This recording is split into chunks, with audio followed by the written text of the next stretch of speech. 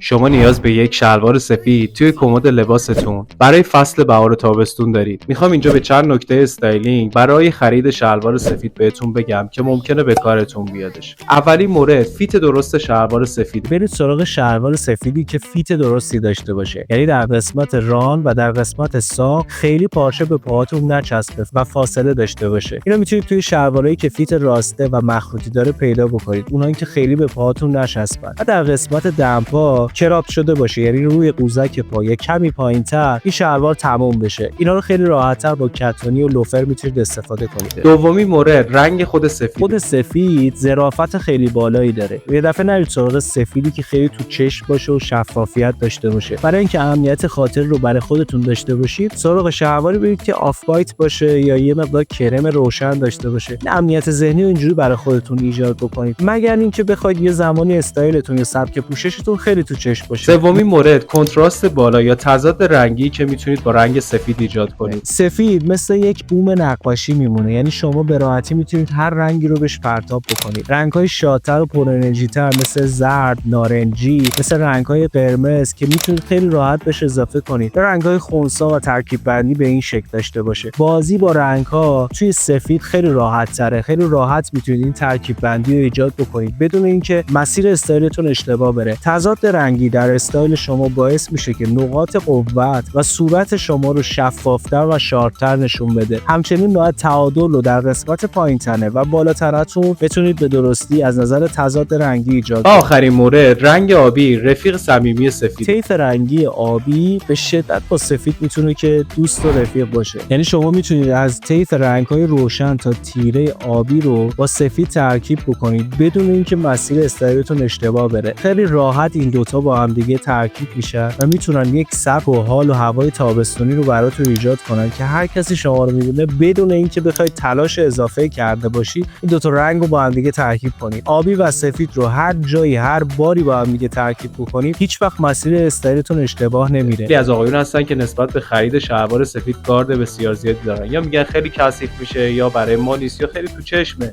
اگر این نکاتی که گفتم رو رعایت کنید مطمئن باشید که از انتخاب شلوار سفید پشیمون نمیشید.